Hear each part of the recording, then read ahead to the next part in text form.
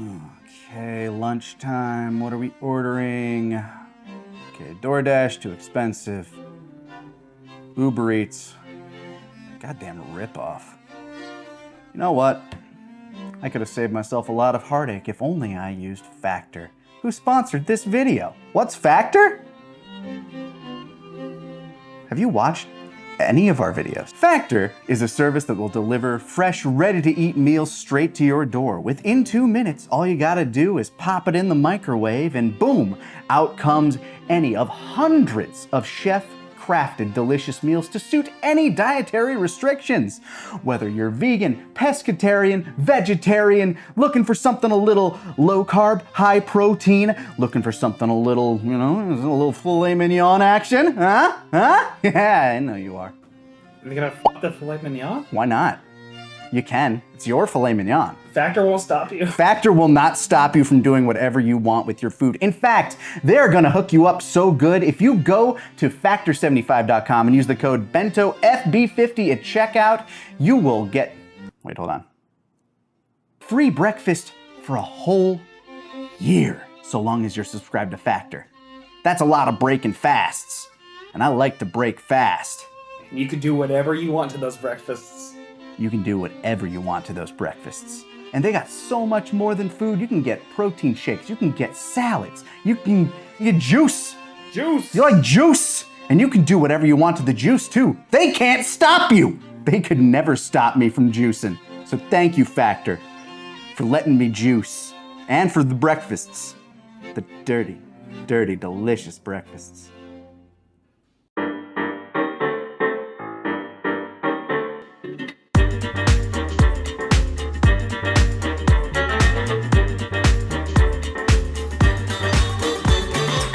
Hello and welcome to the Talkcast Podshow. Kaiser, we're back. It's been so long, my friend. It has been, because we haven't had a whole lot to talk about that we both watched. Yeah, it's rare that we, there's been a lot of stuff coming out. Oh, yeah. But just between schedules and, sometimes we wanted to talk about, the live-action One Piece, but I didn't get around to watching it until, 3 weeks after it came out. Oh, wow, really? Yeah, it took me a minute to get around to it. But hey, if we want to jump straight into the rundown, I suppose I can give my long and short. It was good. I enjoyed it. Still good. Still good stuff. Yeah, honestly. Very well cast. I have a lot of critiques of it, but I also think that it's doing a lot of really cool things. It's not perfect. It's not even close to perfect, but I think it's fun. I wouldn't call it in the realm of anywhere. No, it's kind of outside the territory. Yeah. Pretty far outside the territory, but it is fun, and I think that's what matters. I didn't hate the changes they made. I didn't love the changes they made. I will say, without spoiling too much, there is a character they add. I think at least two characters, but one very specifically very early on. I liked that. I actually liked that. Same. That addition. Especially the little end beat with him. Yeah, very cool. I love that a lot. Yeah, especially because the character talks about being there, later on when you meet him proper. So it's kind of fun. I dug that. And, costuming, makeup, always on point. Speaking of One Piece, actually, went to the Universal Fan Fest with Stefan and Jesse last weekend. Ooh. And they had a One Piece stunt show where they usually do the Waterworld stunt show. It was really cool. That's awesome. I had no idea they were doing something like that. Yeah. They had a Kizaru with a light up blade, and they would do fireworks, and another Kizaru would walk out somewhere else. So it would look like he's teleporting, and they had a buggy, and he would detach his limbs by hiding his arm, and then somebody would pull up a hand puppet and be like, ah!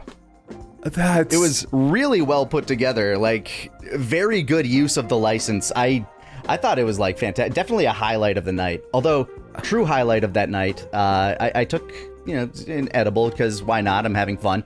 And they have this thing, this little Scooby-Doo meets the Universal Monsters thing. That's cool. Yeah, you get on the little tour bus and they take you to the set they call Little Europe, which is where they filmed a lot of the classic Universal monster movies. And as we're walking around, Stefan's like, yeah, no, it's just kind of cool to be on the set of The Good Place. And I'm like, oh wait, yeah, they did film. And I turn around and I'm right where that establishing shot is, like, you know, with like the yogurt shop. Yep. And I'm like looking up the street. I'm like, oh my God. Like there was this moment of like, my brain actually just kind of fogged over for a moment, realizing exactly where I was standing, which that was like, you know, a 9 out of 10 experience. That was fun. Wow, no, that sounds amazing. I'm actually kind of jealous. I'm actually really jealous I didn't get to see the One Piece experience because, honestly, when you just said Kizaru, I was thinking, oh, they're gonna do stuff with like what they've covered in the live action. The fact that they've got Kizaru in there is mad. That's crazy. It was a little combination because like the only like Straw Hats you see are people who have been in the live action so far. Yeah, so no Frankie. They had like Kizaru show up as kind of like the, you know, overall authority figure. And they had Buggy as kind of like the main stunt antagonist because they could do like a bunch of fun stuff with him. It was a really fun stunt show. Honestly, I hope they bring it back next year for FanFest because it was really cool. That's awesome. No, yeah, I really hope that they do too. I'd love to see something like that. I have to see if anybody got it on video. I want to watch that. I am certain that you can find on YouTube like a full experience of it. I've seen clips on various social medias. Sweet. But yeah, it was really fun to see live. Speaking of anime, though, big and seeing announcement. People live. Yeah, and seeing people live. Big announcement we just made a little bit ago. We'll be at Comic Palooza either when this comes out or have been there already. Oh yeah. At which, you know, looking forward to that. I'm actually going to try out cosplaying on Saturday. I have a costume set up. Ooh. I'll talk a little bit more about that in a second. But we'll be premiering Yu Yu Hakusho Abridged there. A little blast from my past and your past. Like you also did a little April Fool's one shot, right? Yeah, I did the one shot. It was mostly just like, you know, during the time when we were still just making things for fun. Yeah. I mean, we still do. If we honestly buckled down and ground like we should, if we're trying to be a content machine, we'd make more stuff. Yeah, but it's just we don't make a whole lot of things purely for fun anymore. Yeah, but this is one of those things for me. Yeah. There's a genuine love that I have for this show, and the one thing holding me back previously, aside from, you know, lots of inexperience and early 2000s humor, was the fact that I can't edit for shit. So seeing you and like the cast we've put together pull this, like, breathe life into my crazy ass script. Which, yeah, I'm nervous to, like, premiere it, because, like, it's been a while since I've lead written on something. Last time was Craven, and everybody loved that. Everybody loved Craven. Hey, look, everybody who watched it liked it. It's true. It's true. I'll keep that feather in my cap. But yeah, I had fun, damn it. I made that for fun. I put money into it. Oh, it was definitely worth filming in the Texas summer heat. And the money? But yeah, no, it's fun. I'm very excited for this to come out for everybody to watch. Yeah, I'm very excited too. Honestly, also I'm just glad that we're gonna have another freaking Toonami Abridged episode coming up. When you said like you wanted to do some like Toonami stuff and you were talking about Sailor Moon, I'm like, you know, I've been thinking about Yu Yu Hakusho a lot lately. Everybody in the team loves the show. All right, I'll bite. There was a bit of hesitance on my part because I don't associate Yu Yu Hakusho with Toonami because it premiered on Adult Swim. Yeah, we've had this conversation because I also talked about like other shows that may or may not end up on this line at some point or another. That is like, no, that was a Adult Swim thing. It's like, yeah, but the delineation kind of gets crossed at some point because right now Toonami is Adult Swim. Yeah, it kind of on Saturdays it is anyway. Yeah, Toonami is essentially the adult, like the anime Adult Swim block. Yeah, because I think they just don't like having to go back and do a second dub just for censoring purposes. Yeah, that's actually still a thing that they do sometimes. I'm sure there's still like some need for that. Although more and more people are just like streaming it. Yeah, like cable's dying. That's an eventual inevitability, I think. It's funny, cable is dying, and yet they keep trying to resell us cable. It's crazy. Oh yeah, now they're bundling subscription packages like of streamers, which is just cable but on demand. Yeah, whatever. It's always great. But you know what? We're gonna talk about some superhero stuff in a second, which I think is like 80% of this podcast's like shelf space, but I did want to talk about a couple of other things.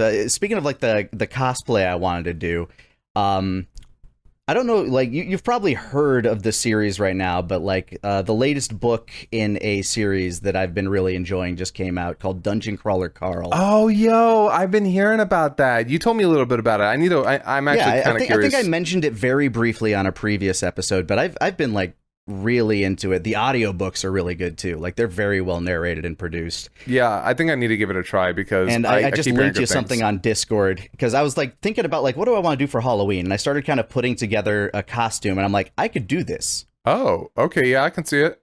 Yeah, right? Yeah. I don't know if we're going to get those glasses. I see what you do. I actually do have a little toy cat though. Oh, that's so cute. I like that.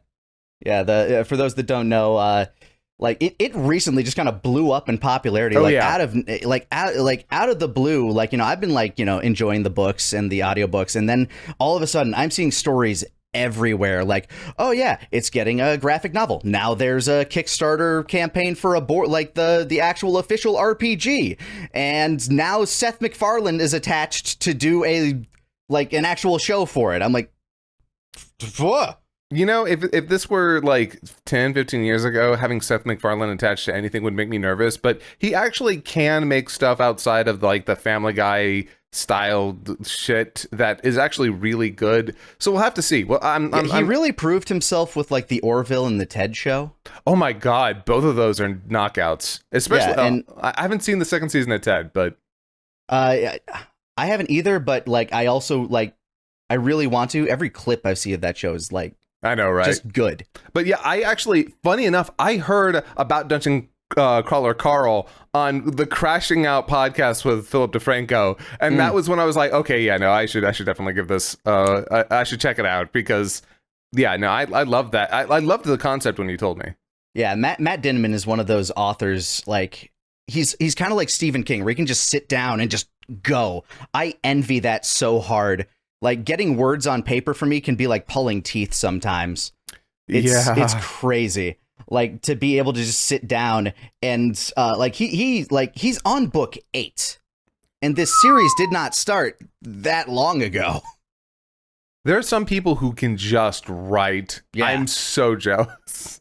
For real, like they just have like a font of creativity just always going, and every book is like unique. Like the idea is, you know, a massive alien corporation comes to Earth to like strip it of its resources. But in order to do that, they have to give like the humans a fighting chance. And to do that, they're going to monetize them by turning them into a galactic television show. In this case, they turn each layer under the Earth into like this big old dungeon that everybody crawls through in order to try to reach the center, the 18th layer. And then, like, you know, if somebody does it, you get control of your planet and all of its resources. You get to say what happens. Obviously, things kind of go off the rails at a certain points, but it is a very fun, well-written bit of like lit RPG fiction. That's really cool. Yeah, I've been really enjoying it, and I'm looking forward to getting into the latest book. I haven't started it yet. I'm probably going to start it after Comic Palooza. Okay. Yeah. So, do you listen to them or do you read them? Usually I listen to them. So, like sometimes I'll do both. Like I have like physical copies of some of the books, but mostly it's like I have that Audible subscription, so I may as well just, you know. Yeah, I'm about to start Discworld. I just made it my way through 3. Oh boy, I know that's a journey. Oh yeah, I'm very excited about that. But I actually just got through the 3rd book of the Thursday Murder Club trilogy, which, by the way, if you haven't read the books or listened to the books and have only seen the Netflix movie sucked in comparison. I actually kind of just think it's bad as a movie, but the books are much better. I cannot stress how much the books are better. Speaking of book adaptations, I know both you and I were fans of Project Hail Mary as a book. Oh my God, I could gush about the movie for hours. I loved it. Yeah, me too. I was so happy with it. I thought it was a really good adaptation. The stuff that they cut from the books, I feel like, yeah, that's fair game to like cut that stuff. But overall, I feel like it was pretty 1-to-1. Yeah, largely there are some tonal decisions that I don't know if I would have made. They definitely make the main character a lot more jokey, which is not too bad. It does make him more amiable, and it does make his relationship with other specific character work even better. But I think it works because in the book, it's written from the first person perspective. So in the movie, like, you can't get a lot of his internal humor it's that true. the book kind of presents. So you got to kind of push it outward. Yeah, and that's why it's not so. It did not truly affect my enjoyment of the film all that much. I kept thinking to myself, okay, that's not exactly his characterization, but it's fine because it is still a funny movie. It's so creative. It's so hopeful. It's so good. And like every little thing where I could say, oh, they took this out, they changed that, they changed this, they changed that. It all kind of pales in comparison to just how beautiful and overwhelming the movie is at times. Yeah, absolutely a thumbs up for me. Oh, okay. Yep. All right. I got it. You got it. You found it. There we go. I was actually so freaked out. Somebody I was following on Blue Sky, they saw the movie before I did and posted a picture of like the thumbs down Caesar pose. And I was like, no, don't tell me it's bad. I'm going to die if it's bad. And then underneath they're like, by the way, this is an in-joke. I love the movie. And I'm like, okay. So when I finally saw the film, I'm like, oh, okay, I get it now. Thank you for giving me a heart attack. Happy. No, happy. Amaze. No, Amaze. Did you listen to the audiobook? I forget. Yes. Yeah. It's also very well narrated. Yeah. By the way, if any of y'all want to read the book or listen to the book before you see the movie, or have seen the movie and want to experience the book, I cannot more highly recommend doing the audiobook. The regular book is good. The audiobook is, in my opinion, objectively better. I feel kind of the same way about Dungeon Crawler Carl in a lot of ways. Like, it does just such a good job of presenting the world and like putting on like proper vocal effects where they're needed. Ooh. And the narrator, Jeff Hayes, is just so good at characterization. I'm envious of his vocal range. Man, like, it's crazy. There are some narrators for audiobooks where I'm like, I never want you to stop talking to me. Mm-hmm. Yeah, this guy could read the phone book. It's great. Nice. Yeah, as we edge a little closer and closer to the meat of this conversation, did you see Mortal Kombat 2? I haven't yet. I actually really wanted to, but I haven't gotten the chance. It is really worth your time if you don't value it. Oh, that's interesting. Yeah, it's a piece of shit. Not all in a bad way, but it is not a good movie. Damn. It is narratively the worst movie I have seen in a long while in theaters. That's actually crazy. They did this thing where, obviously they want Johnny Cage. You know, he's been like, Carl Urban has been the main part of the marketing. Yeah. But like the real protagonist of the movie is Katana. So you have this issue where they're trying to do this joint pro tag thing where Johnny Cage is this fish out of water, but Katana is the like actual hero kind of figure of the movie. Great. Love that. Yeah. And it's a fucking mess. It is an absolute mess. But the fight scenes are fun. If you're just going into it because you want to see, cartoon people beat the shit out of each other and slice each other into little gelatinous cubes, yeah, you'll get what you pay for out of it. The fatalities are gruesome. The fighting is fairly well choreographed and shot. Like, it's not visually like, ugh. It's not devoid of entertainment, but it is. If you want any sort of like narrative, like, we don't talk about the script. If you want to enjoy this movie, you can't talk about the script. I do think it's funny. Can you name the character in the first movie? The little guy they created? Was it Cole? It is Cole. Yeah. I'm surprised you remember that. I complained a lot about it. That's fair. Yeah, I hate Cole. Cole doesn't need to exist. Cole could have been. He's back in the movie, and the movie doesn't give a shit about him. Yeah, why would it? Yeah, he has one cool fight scene, which I guess can be kind of a spoiler. But it sort of amazes me though. Like, I get the idea of where they're going with Johnny Cage, but him as the main character, it always just kind of it's a weird. It's such he would have worked as the main character of the first movie. Yeah, where it's a fish out of because the first one's a fish out of water. The first one is where you get introduced to the world. Doing it again, why would you? Why? Yeah, doesn't work. Yeah. Although I did have a moment, like one of the biggest moments of enjoyment I did have at that movie was there's like the scene you're introduced to Johnny Cage. He's kind of sitting at a convention, trying to hawk his merch and sign stuff. And he's like looking around and seeing like influencers with like lines that are like miles long. And I'm like, I still remember that stink eye Bruce Campbell gave us as he walked by us at Phoenix Comic-Con. Oh, yeah. Huh. Yeah, right. It gave me airs of that, which was just kind of amusing. And like, that's not Bruce's fault, by the way. Like, he's charging for autographs. We don't. Like, we're free. Yeah, there's a difference between the people who give the free autographs and the people who charge $25 and walk out with garbage bags of money. Like, yeah, exactly. I remember seeing Norman Reedus, and somebody was carrying 2 fucking hefty bags of bills for him. Insane.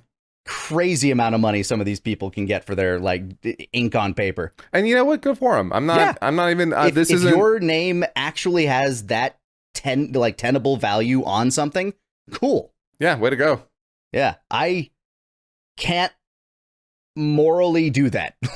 I don't think. I don't know. I've always been sort of like back and forth on it. For the longest time, I was just like, I don't know. I'll do it if the convention like makes you. Yeah. Like, because sometimes that's like just a thing they do. It's like, well, in order to cover the cost of like bringing you guys out here, we can't give like an appearance fee or can't cover this, so we have to do this. And it's like, okay, I'll concede. Yeah, for me though. It's really all just been a matter of people paid to get in to see us, and it just feels really weird to be like, no, but now you have to pay extra to get our signature. I don't know. It's and who the fuck am I to like? I mean, I'm honored by anybody that wishes to have my like signature on stuff. That's like blows my mind. Although speaking about bad video game or bad fighting game movies, I am really, really looking forward to the Street Fighter movie in a very, very ironic manner. I'm like, I can't imagine it being worse than the Mortal Kombat movie was to me. I think if only because it's not a sequel. And it's not going to try to be a sequel. That's fair. So at least it can maybe tell a story. I can't help but imagine this is going to be very bad. It's a bloated fucking cast. Yeah, right. It's obvious that they're not going to try and give too much attention to some of its second stringers. But yeah, the fact that the trailers have been wild and weird. The first one had Punk Tactics, yeah. And then the second one had the 3 non-blondes. Hey, I don't even know what the name of that song is. I just remember the What's fucking going on, I think. Yeah, I just remember the He-Man video and the remixes thereof. So the fact that we got an epic trailerized version of that song for the Street Fighter movie is so the goddamn fact that we got weird. that for the Street Fighter movie and not the Masters of the Universe movie. I know, right? I can't Missed wait. opportunity there, Universal or whoever's doing that one. I really am looking forward to it though. Not the He-Man movie, although maybe, I don't know. I've heard mixed things already, but I am looking forward to the Street Fighter movie, if only just because I don't expect it to be good, but I do expect it to be very entertaining.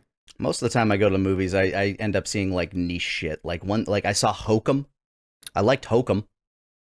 Okay. It's a kind of like a Irish ghost story murder mystery thing. It's fun. Not fun, but it's good. Very atmospheric. I've never heard of it. Huh. Yeah, it was one of those things where I saw it, like, it reviewed well, and I'm like, I like horror movies. Like, one of the movies I really want to see right now is Obsession. Taka was just talking to me about that one, actually. It's got, like, crazy buzz about it. Like, I've heard good things. Yeah. From Taka. I really want to see that one. But yeah. Carl Urban in Mortal Kombat 2. Like, I personally can't recommend seeing it in theaters. I'd wait for streaming. But we do have another Carl Urban thing to talk about coming exactly. up. So we'll talk more about Carl Urban in The Boys season 5. So are we starting? Hold on. Should we start with The Boys or should we start with Invincible? Because I feel like that one's been out for so long. Touching on it first makes more sense. But then again, the finale of The Boys just came out. So do we start with that? I mean, I'm okay with either. Long story short, I feel like I enjoyed Invincible more, but I've also been falling off of The Boys for a while. I've been falling off The Boys since season 3. Honestly, season 4 had its ups and downs. Season 5 for me is its worst season by kind of a country mile. I can't think off the top of my head of a worse season, but I also don't think it's like that far below the bar of any mediocre season of The Boys that I would call it the worst season. For me, it just felt like a lot of padding. Like so much friggin' padding. And also utterly uninspired. I don't know. I didn't hate it. Because I still was like, okay, I want to watch the next episode. I still want to watch the next episode. I wanted to at least get to the end. But by the time I got to the end, I got to tell you, I'm not... All of that excitement, all of that, the feeling of like danger that I was getting in those first couple of seasons, completely gone by this point. It's a joke. I think The Boys ran into an issue where they had kind of like a bit of a flow going, and then they introduced Soldier Boy, and he was so... Like, Jensen Ackles has such charisma, such pull, that the show immediately became about him and couldn't be about anything else. Yeah, and the way they bring him back and get rid of him in this season sucks so badly. Especially when you know that they canceled Gen V and are just going to do a Soldier Boy show now. They're what? Vought Rising.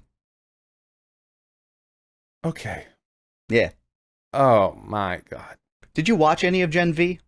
I watched one season. I actually kind of liked it.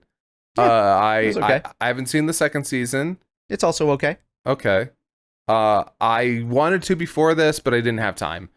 We had this Talkcast to do. I literally watched all of the season over the last couple of days. So I've been watching. I've been watching the season like week to week for about like I caught up when like episode 4 came out. So I have to admit, if I were watching it week to week, I think I would have hated it more. I think it gave me enough time in between episodes to kind of like again, I'm fairly forgiving of this. Like I don't mind like where the show decided to take itself, because I feel like there were enough interesting beats that I thought were kind of neat throughout. Like I loved A-Train's like final hero pull, his like final showdown with Homelander. Oh yeah, hold on. I feel like we're about to get into spoiler territory, so I think we've already given our general consensus on how we feel about this season. Yeah, okay, so yeah, go on. Yeah, I liked A-Train's final showdown with Homelander. I really liked that scene. I don't know how I felt about like the Homelander God like being the storyline. I like whatever. Yeah, he's gotten narcissistic ego about him. Like that makes sense, I guess. May as well lean into it.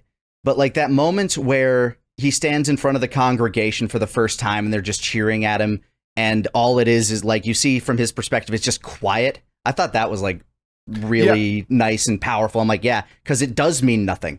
Because nothing will ever be able to fill the void. Like they're so the moments where they really conveyed that, I loved. Yeah.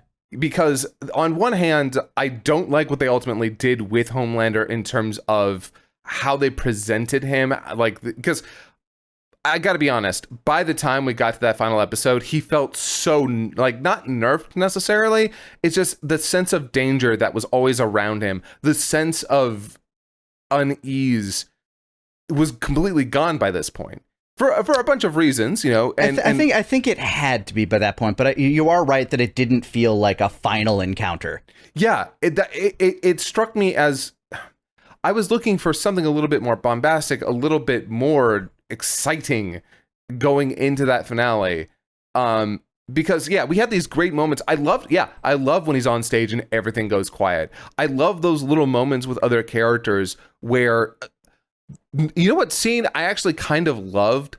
The scene where he lets that old man go. Yeah, that was a good scene. Yeah, because that in that one moment, that guy is like, I've been around so long, I've been with so many different people, I'm old, I'm going to die soon anyway, so I'm not going to respond poorly to this, I'm just going to take it in stride. And in that moment, just not being afraid of him, treating him like a person, that is all he actually ever really needed. He also ended up giving him a piece of information that he needed, so it might have been like a tit for tat, because he was like, yeah, no, she has one of those like VOT like alert bracelets. Oh yeah, true. That did help him. But besides that moment he says, "You're not afraid of me," I think that's the moment where he realized, I don't want to kill this dude. Yeah, like, because he hates that, like, that's one thing that he always hated, is that people just feared him. Nobody, like, respected him. They just were afraid of him. Yeah. Like, that was one of his big motivators throughout. And yeah, you're right. I like that scene a lot. Yeah. And the characterization for Homelander in that regard is very strong for me. I love the idea of this pathetic man with all this power who can never be happy because he wields it in a way that makes people despise him. Mm-hmm. It's so good. And it's just, I wish that we could still have had an air of menace about him, an air that truly made him feel dangerous, some kind of energy, because by the time we got to that last episode, the how do I put this? The line between when he has his powers and when he doesn't should have felt much stronger. I should have felt the moment he lost his powers and then became that weak, sniveling little shit. It should have felt like a further drop for me. But yeah, instead, it didn't feel as satisfying as it could have, I guess, because I think he fell too far. Going immediately to "I'll suck your dick" is like, is a bit much. Okay, yeah. Also, the other problem that I had with the season, and it's something that the series has just gotten worse with as it's gone on. Look, I get that you really like to be gross and adult. I'm winking very hard because, it's definitely not mature. I know that they wanted to have all of this, like, graphic detail. But for God's sakes, cut it down a little bit. You write like... It's almost like a parody of what people think the writing for Has Been Hotel and Hell of a Boss is like. Yeah, a bit. Like, the fact that Kimiko finally starts talking... and all she's doing is saying gross porn shit. Like, I will say, her being impulsive when she talked, absolutely, yeah, I love that shit. I liked her inability to, like, keep inside thoughts, but...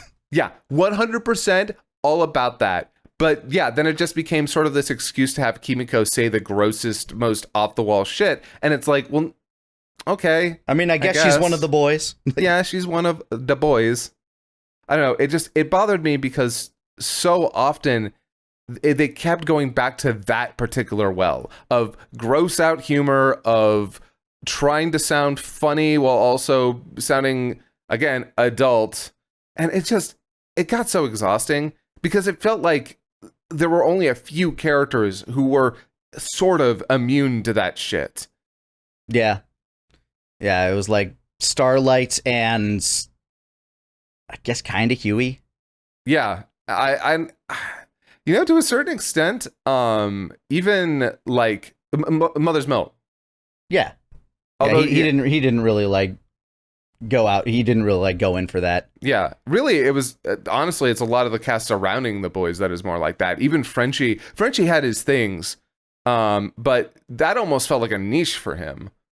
Yeah. I don't know. It bothered me because throughout the season, I just kept rolling my eyes when they would do that shit, because I'm sure there's an audience out there and who finds that very funny and, subversive, but it Has Been Hotel is very popular. Hey, I've watched both seasons of Has Been Hotel. I continue to watch Hell of a Boss. I have my critiques of both, a lot of critiques. Oh my God, the critiques. But here it's just, it's not subversive when you do it for the Yeah. billionth time. You're not Yeah. subverting anything. You're not shocking anybody. You just feel boring. Yeah, boring. You're framing these like kind of cool scenes, like, you know, the muted praise, or like scenes like that, and then like the next scene you got like two animal people sniffing each other's butts and describing what they had for breakfast. Yeah. Oh my God. Look, I don't hate the idea of playing with like, oh, they're animal heroes, so they do animal stuff. But Yeah. also, like, come on. Yeah. It's something where it's like, you know, you take it because like that's what this show is. Like, Yeah. it is part of its DNA. That is one of its biggest senses of humor, and it either hits you or it doesn't. And Yeah. for me, it's like, whatever. Yeah. I definitely still feel like, even in its first couple of seasons where it still felt a little shocking and it still felt a little subversive, you know, I still think it was overdoing it then, but it felt like it was trying to just set this tone of like, yeah, a lot of these people are freaks. I mean, like season 1 where like a Ant-Man dude was sounding another guy. Yeah, because the idea that they're so separated from people, I love that. I love the idea of showing, because it's true. And a big part of The Boys' whole, like, its themes and what it's trying to talk about, like, its metaphors, it's all talking about the elite, the living rich, in excess and doing all this shit and never getting in trouble for it. yeah, celebrities, tech billionaires, all these people who are so divorced from reality and divorced from people. And I loved that part. I think that part is good. I think that part makes this feel not just interesting in its own right, but also like the way that it reflects reality. That's cool. But at some point, again, it just kind of becomes mundane and boring and basic. And also, I know that they said that they weren't trying.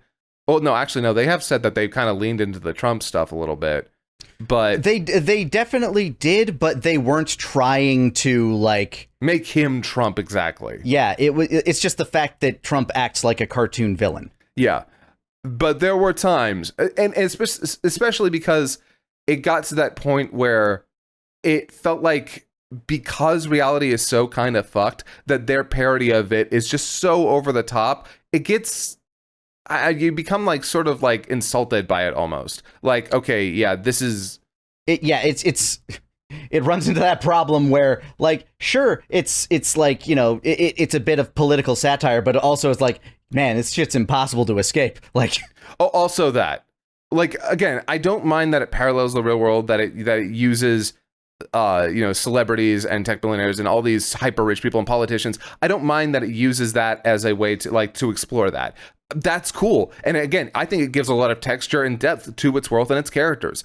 Phenomenal stuff there. It's just, by the end of it, I was like, we get it. I get it. I get it. They're the GOP. I get it. They're they're the modern conservative movement. They're the alt-right. They're all of these things that I have to deal with in my day-to-day. I don't need to see you co-opt that almost word for word just to tell your story. Be more creative than basically just copying and pasting it and then maybe adding America a couple extra times. It felt so lazy by the end of it. And again, I don't mind inspiration. Inspiration is fine. Yeah, but satire is important. Yeah, it's totally, I have no problem with satirizing the modern like political landscape through this lens. Just Christ, be a little more creative about it. Be a little more inventive. Cause yeah, I mean, trust me, I hate the GOP. I hate Trump. I hate this whole administration. They can all fuck off.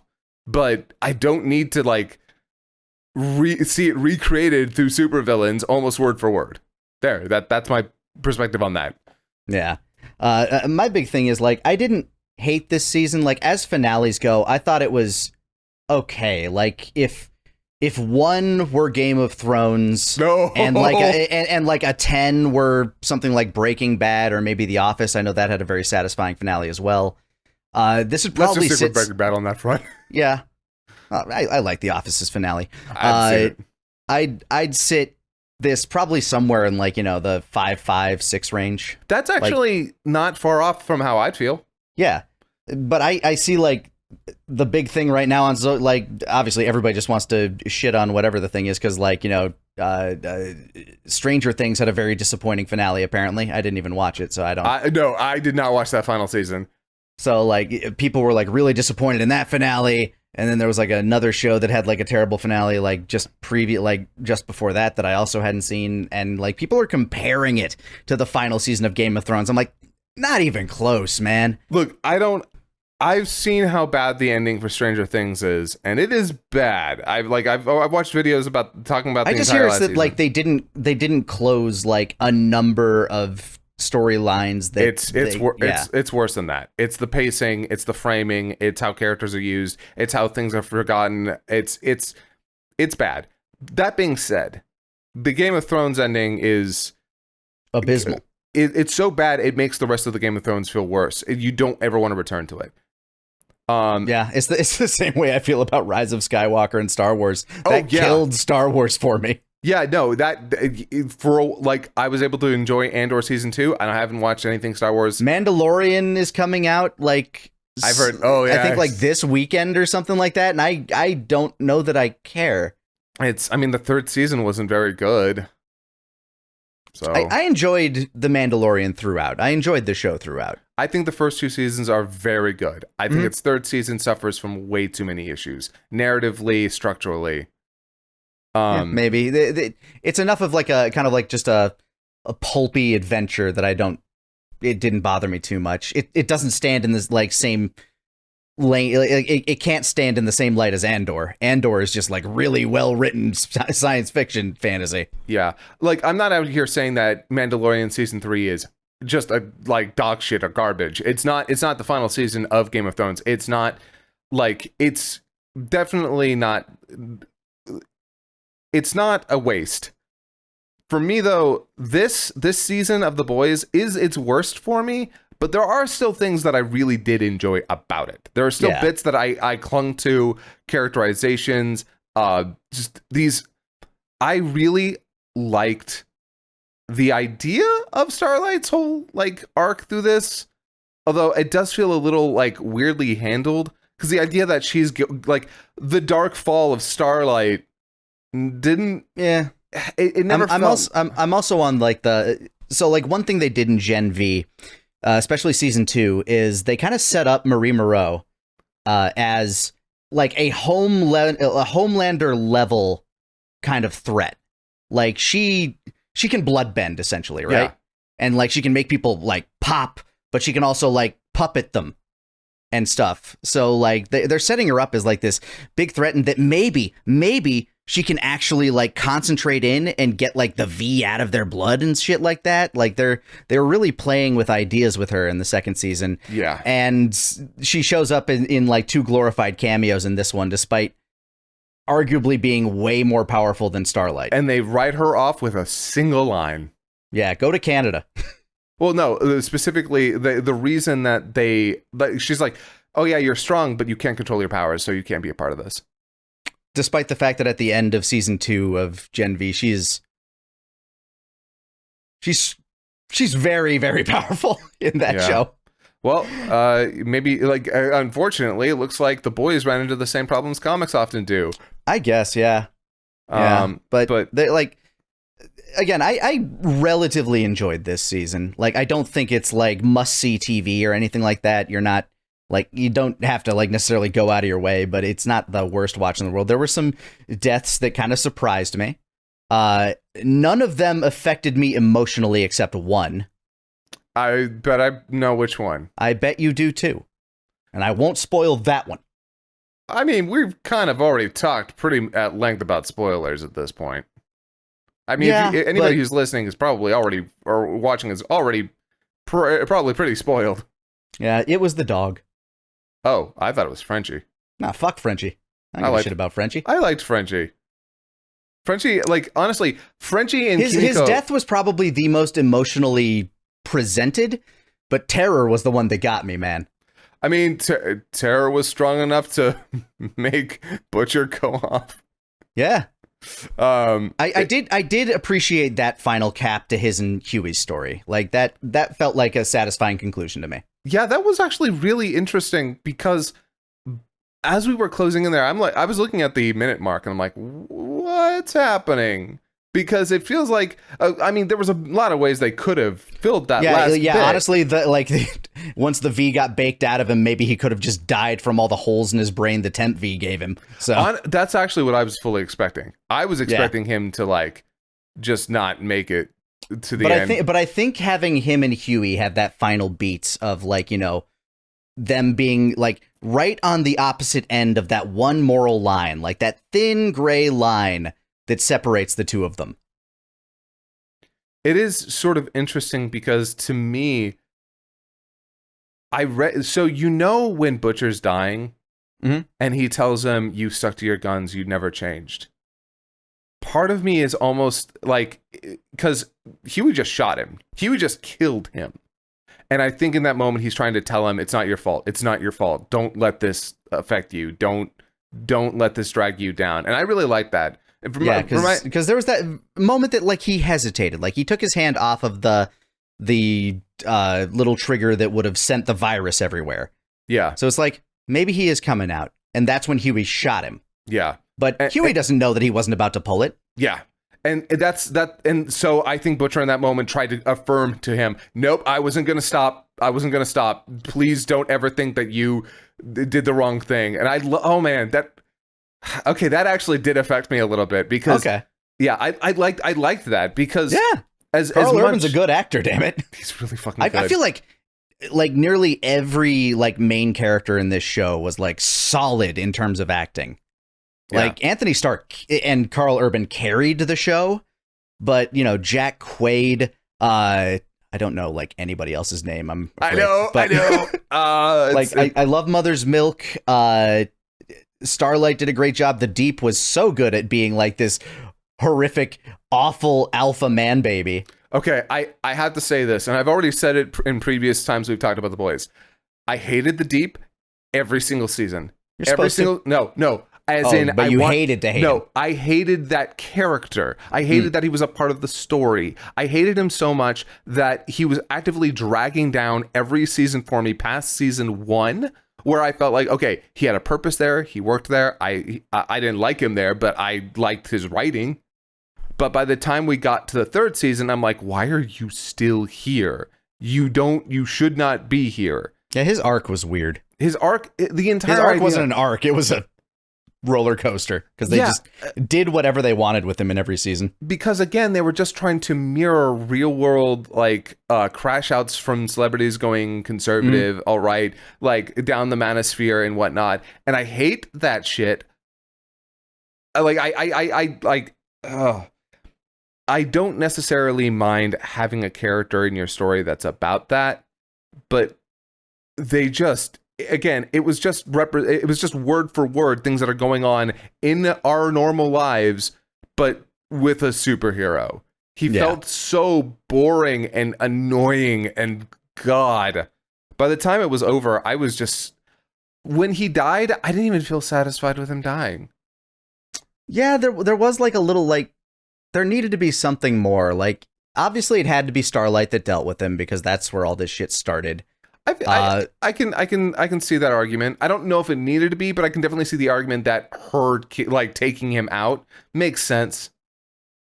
I see it like as like, who else would you have thrown at him? Like maybe Homelander kills him randomly or something, but that doesn't seem as satisfying either. I mean, not particularly. And truth be told, him getting killed and then killed by the ocean, yeah, absolutely phenomenal there. The problem I ultimately had with that was the way they rushed everything between him and Black Noir. Black Noir.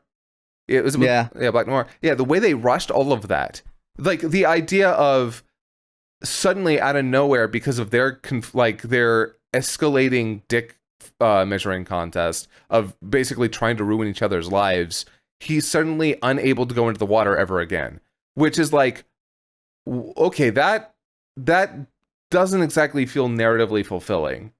Like the idea that, oh yeah, the Black Noir just goes out there, breaks a pipeline, and then blames it on the Deep, and then suddenly, oh, yep, now he's lost that bit of his life. it feels like it wasn't very well built up to, and ultimately just a setup for a way to kill him. And that's just a little disappointing, because it's not like I don't like the idea and concept. And again, I like the idea of how he dies. It's just, I don't like the way that it's written, the way it's built up to. And the fact that it's just her pushing him into the water. Like, that final fight just feels like it sucks, because it's like, you could have done that at any time. You didn't need to fist fight the fucker. I do question her decision to fly him all the way out to a beach to fight him. Oh, yeah. No, didn't you? Why? Why did you do that? She would have no clue as to, like, that the ocean hates him. Obviously, because she was surprised when it killed him. Yeah. So, and at that point, she should have, like, taken him to the nearest, like, power plant. That would have been her advantage. Yeah. It's just, it's weird. It's weird that she brought him there. It sucks that the way that he dies is just she booms him into the water. Like, okay, I guess. Yeah. Like, look, I wanted him to die. If you're going to write a story where, like, a major villain dies, I don't know, build up to it better. I will say this, though. Out of all the deaths that was sudden but so satisfying, fucking Firecracker. Yeah, that was really, like, that one kind of took me aback. I was surprised at that one. I figured she was going to die, but I didn't see it being that quick and just out of nowhere. When that scene was happening, and I can't remember what she says. She says the wrong... Oh, God, I'd have to go back and watch. There's something that she says. He seems to be fine. She says something, the one little thing that conflicts with his mental, like his brain. And I think that's when it clicks. And then it was holding on that shot. I'm like, oh, she's about to die here, isn't she? And then bam. Right into the statue. Which, fucking phenomenal. Brutal and fast. Brutal, fast. And there were like a few things working against her. It was the fact that she also fucked his dad. Oh, yeah. I think got to him. Yeah. But like she seemed to have been winning him over. Again, there's something she said, and I can't remember exactly what it was. But when he kills her, the season worked. I loved her whole backstory. I loved what we got there with, like, her talking to her old pastor. What a phenomenal setup! And the fact that by the end of it, she screws him over. Because she can't break herself out of this fucking cult, out of her slavish devotion to Homelander, and she dies for it. And that's both out of opportunity and out of preservation. Yeah. And like, I do love the fact that the season is like, it doesn't matter how much you capitulate to fascists, they'll still kill you. Yeah. You do not matter to them. These people do not care about you. Yeah. They just have a series of lines they go down. And once you're on the wrong side of that line, well, there you go. You're out. Yeah. And you'll never know exactly when that line is. Yeah. But once it's there, you're done. It's over. Yeah, overall, I didn't hate the final season. I didn't hate it. I didn't like it, but hating it would be a little like, because it doesn't do anything bad enough. It doesn't do anything insulting enough for me to hate it. Yeah, like, it's, again, not Game of Thrones. Yeah, no. Not Stranger Things either. I will say, on one hand, I really appreciate how A-Train goes out. Yeah, no, his moment, I think, like, was definitely my favorite. Like, his final confrontation with Homelander, the fact that he was able to get out of the way of, like, that woman, and that was his downfall. Something that started his whole journey, running straight through a civilian. Yeah. He avoided that, and that led to his death. Yeah. Phenomenal shit. I love the fact that he grew enough as a character, but unfortunately, like, because it's a weird moment, right? It's a weird moment to think that, oh, him doing the right thing ended up getting him killed. But shit, that's conflicting. That's powerful. And it showed that by the end, he was willing to die, not to kill another person. He put, and the fact that he put himself out there in the first place, that he rescued the gang. Yeah, it started with him being blackmailed, and then, like, it goes back to the moment where he saved Mother's Milk at that party. And got him to that hospital, and that kid saw him. That was the moment where he first, like, really felt like a hero. Yeah, and I loved that. Yeah, like, A-Train's arc was always so interesting to me, and I'm glad by the end of it, he was a good guy. I'm really glad that by the end of it, they brought him all the way there. It was He probably had the best arc out of all the characters, I think. Yeah, honestly. And that unfortunately, that is also sort of frustrating that, he goes out in the first episode, and frankly, his death his death kind of sucked. Like, the thing leading up to it, and the movie made, love that. But it's just, so Homelander just kind of breaks his neck, okay? That's just what Homelander does, though. I know. It's just... He crushes heads, he breaks necks, he lasers people. I know. I will say I am at least, it's really nice that basically either in the final moments almost anybody has with that man who opposes him, they just flat out said to his face, "You're pathetic, dude. You suck." Yeah. Like his kid. Oh man, I'm a little sad that we didn't get more with Ryan this season, because Ryan is one of those characters I feel was so much potential. Until they introduced Soldier Boy, you could tell that he was going to be the crux. Yeah. Man, Soldier Boy in this season sucks, by the way. I do not like his character.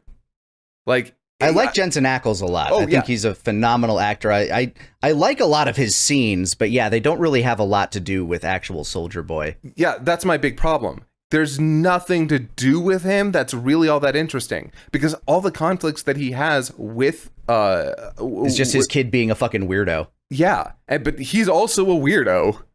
Like, he's more of a like weird conservative weirdo. Where he's the Gary Cooper tough guy type.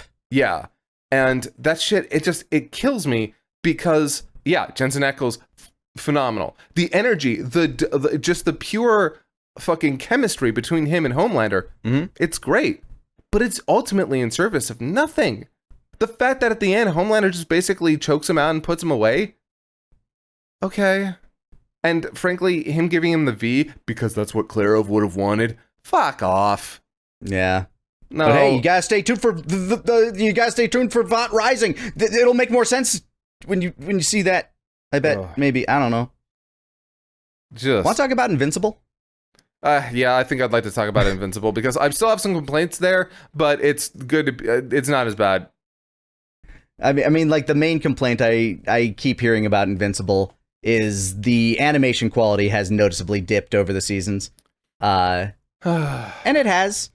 I have seen some people say that season 1 doesn't look better than the rest of the seasons. I will say this. The other seasons do have higher highs than that first season did, but the first season looked like consistently better. There are absolutely, like, you can tell where they put the time and effort in.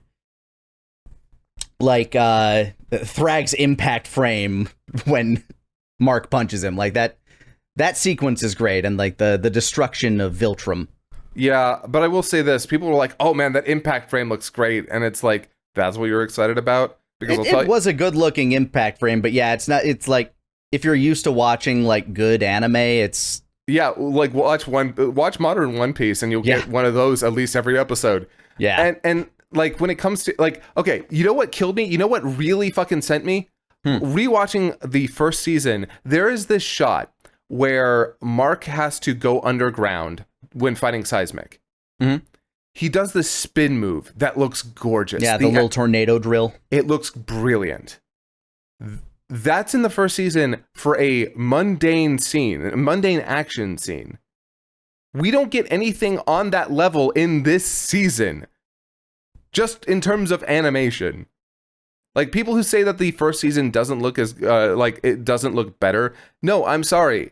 But by and large, that first season had better line art, better composition. It's a better looking show. And because they basically just split off, like, they outsourced it for the next several seasons because they want to do one a year and don't want to pay enough money to have a bigger team to do better compositing.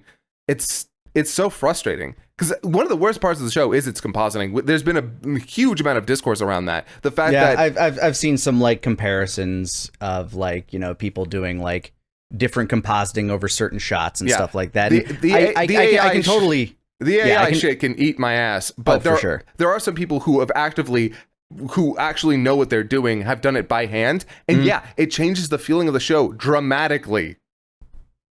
Yeah, I don't know, because we live in this era where you're either waiting 5 or 6 years for a new season of something, or you'll get it quickly, but it will be paper thin. Yeah, I think in this case, I do prefer to have it like out more regularly. I think that there is a happy medium that could be found if they just hired more people to do a lot of they just need more people. They need more animators. Yeah. They need more compositors. They just need a better, bigger studio. They've cut it down to like a very small team of animators and outsourced animators. Like, also this season, I don't think we got like, it feels like for the last couple of seasons we've been getting these really cool animation cuts near the end. We didn't even get one of those this season. Oh, you mean like the epilogue that's like leading to the next season kind of thing? Well, I meant like, remember that cool sequence where with fucking Conquest fighting Mark, and the animation suddenly just goes all the way up. Like his hair is moving, he's stumbling around as he's trying to get up. There's this gorgeous animation. It feels like the last couple of seasons we've been getting something like that in the finale, and we just don't get anything like that here. It never felt like it was never wowed by any particular scene. I mean, sure, is that wind-up punch really cool? Yes. But like, yeah. I like the whole attack on Viltrum sequence, honestly. Yeah.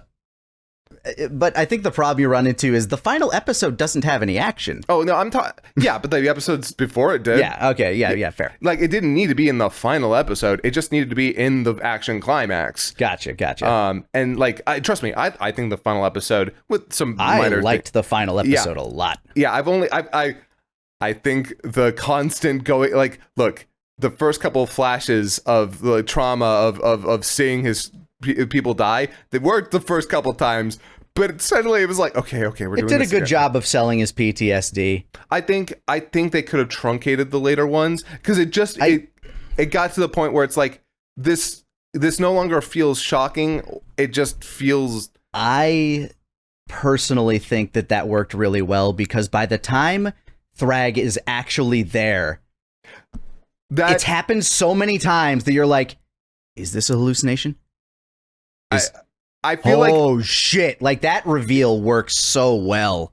Yeah, all I'm saying is you could have done it probably maybe one less time, and it still would have been effective, and I probably wouldn't have been rolling my eyes during, I don't know, the one with Cecil. Although the one with Cecil at the very least is very good to help set up for the fact that he's finally asking for a fucking therapist. Good God. Yeah, no, I'm glad that's happening. Yeah. He still needs to talk with Cecil about the whole fact that Conquest lived. I don't know if that's ever going to come up. How could it not? It feels I know Conquest is dead now, but man, that was such a betrayal on Cecil's part, and it was an immediate backfire. Yeah, it's comedic how immediatට that backfired on them. It was like episode 1 or 2. He busts out of the facility, and Cecil's like, "Fuck." Yeah, let's bring it back a little bit. Maybe go in a little bit in chronological order. Sure. We can go chronological here. Yeah, this season for me, I don't know if it's my favorite season. It's probably not. But I do think there are a lot of really cool things happening in this one, especially when it comes to like characterization or the development for Mark and the Viltrumites and the framing of like how they've developed and what all of this means for them and to them. I do think that this is one of the strongest seasons in terms of like Mark having a character arc, because this is the season where, like, you know, back to back, there's been tragedies that have been not only tied to his lineage, but in some cases tied directly to him just from alternate universes, which was also a mistake tied to him not finishing off a villain he probably should have really finished off. Yeah. So he's been, like, dealing with this conflict the entire time, which is why, like, I think the most divisive episode of this show is the 4th one where they go to hell. I'm sorry, it's garbage. It's bad. It's a very bad episode. It's not a great episode on its own, but if you look at it from the framing point of Mark going to hell and learning about what hell is in a moment where he so desperately wants to be judged. And then learning that, like, hell isn't really that. Like, that's not what hell is. Hey, you know what's really cool? How all that sounds really nice on paper. You know what's not great? Having Clancy Brown talk for minutes on end with the stupid fucking voice with stilted words trying to explain everything about how hell works while we just sit there. It was the most boring episode. Yeah. But I'm just saying, from the perspective of Mark's character arc, yeah, it has purpose. It does. It has a purpose. But like I could write down on a piece of paper, hey, this is what the scene represents, and you'd be like, oh yeah, no, that works. But then actually watching it, it's like, oh my God, I am so bored. We really had to do an extended sequence of falling down a hole with the whole, oh, what does your helmet do that thing? There are faster, easier, snappier ways to make that joke, y'all. I didn't hate that joke. I agree there are better ways to present it, but I thought it was a fine joke. I'll say this. All on its own, it's not a bad joke. In fact, if it had been in a better paced episode without a bunch of characters just sitting around and talking with, again, stilted, drawn out, I can't even do the voice. Look, I can listen to Clancy Brown talk all day, but it's okay. He plays another character too, so. Yes. It's just, it kills me that, like, oh, hey, we're finally touching back on Darkblood. I was really curious about where his arc was going to go. Oh, it's all about this really boring, cliche lava villainess and his family of demons who we only really get to know the sister. And they both feel kind of boring. And then there's Bruce Campbell as Satan, who's kind of funny. Mm-hmm. I guess. Yeah. Like, honestly, I really liked him before he beefed out, at which case I was like, oh, that's why you got Bruce Campbell now. I understand. Okay, I'm out. Yeah. Yeah, I checked out at that point. I was like, I don't care about any of this. Like, I like Bruce Campbell. I liked Bruce Campbell as the old little demon dude. I really like and I like the ideas that are presented. I just could not stand that episode. It's just so poorly paced, and just the idea again of Clancy Brown talking for minutes on end with that fucking voice. I'm going to tell you about how hell works for the next 5 minutes. I hope you enjoy. I hope you're second screening this. Oh, God. But this was the first season since season 1 that we actually get Omni-Man in almost every episode. And God bless it, because honestly, he is my favorite character in this entire season by far. Holy shit, this is his season. I love him and Alan's chemistry. Right? I love that we actually get like a little peek into Viltrumite history. The shot, like, when the Scourge was going on, like, that was such a strong opening, and the fact that the planet has a ring of corpses is so fucking brutal and cool. That's metal as fuck. I know. I'm like, as soon as they're like pulling out, like, you know, you see them like dumping the corpses into space, and then you pull back and you see that it's the planet's, like, it has like a Saturn ass ring. It's like, it's all corpses. You're like, holy shit. Yeah. It's so fucking metal. Phenomenal. A+. Oh my God. Yeah. The way that all went down, the Scourge, fucking, oh God, what was the name of Peter Cullen, Viltrumite? Do you remember? Oh God, why can't I remember his name? He's the lead. Thetis. Yeah. Thetis. The fact that he betrayed the Emperor because he's like, he spent time with a lesser species for a little bit, and then afterwards he's like, hey, I don't think this is going to... Some of them are kind of cool, like... Yeah, like, this isn't going to make them want to be part of our empire. This isn't going to make them capitulate. You're not going to get what you want out of this. You're just going to senselessly kill people. You're just going to create enemies. Yeah, and I love the fact it's really cool to see him come to that conclusion sort of on his own, dedicate his life to wiping out the Viltrumites, to the point where he was like, yeah, I'll kill myself too. I don't give a fuck. Like, yeah. He was fully ready to kill himself and Mark and his fucking family. And they do a really good job of presenting like the barbarity of the Viltrumites. Like the fact that they'd literally build a thing that blocks out the sun in order to like stop this race of lizard people that can actually harm them. I know, right? I'll say the physics of that whole thing was kind of weird. Yeah, that doesn't work. But I whatever. don't want to think about don't think about it in terms of like actual science fiction, because like that space station goes away, they immediately thaw out, but then they block the sun again. Like, what do these creatures do when it's cloudy? Yeah, no. Is it ever night on that planet? It's ridiculous. It's ridiculous. They freeze immediately. So Yeah. how come they're able to operate in the vacuum of space? Yeah, no. It's silly. It's silly. Yeah. There's a like lot they go on that whole scavenger hunt just looking for all the like little things that can help them hurt Viltrumites, the slug things, and Space Racer. I like Space Racer. I thought he was a fun character. Yeah, Space Racer doesn't get a whole lot of characterization, but every bit with him is kind of neat. I love his weapon. It does kind of feel like, to me though, he should have been the guy the Viltrumites were attacking. Like, hey, we need to take that guy out before we deal with anything else. That dude can one-shot any of us. It felt like they had to nerf him consistently too, because he has a one-shot kill weapon. And like I heard some like I don't know if this is like fan theory crafting or if this is actually the excuse, but like the reason he can't just fire all the time is because he has to be very careful where he shoots, otherwise that beam's just going to keep going and wipe something out eventually. Yeah. Or maybe like I just thought like, maybe the gun takes forever to charge back up. That would be a fine nerf. Whatever. They don't really cover why he's not just kind of firing off a whole lot. Yeah. I mean, and honestly, that's a good enough reason. Because space is vast, but it's also full of a lot of shit. It's like what they say in like there's that one background conversation in Mass Effect 3. It's like, don't fire the goddamn railgun. Eventually, you're gonna ruin somebody's day at some point in time. That being said, I very much this was Nolan's season. I love the fact that we kind of open with him as a young man who looking strikingly like Mark.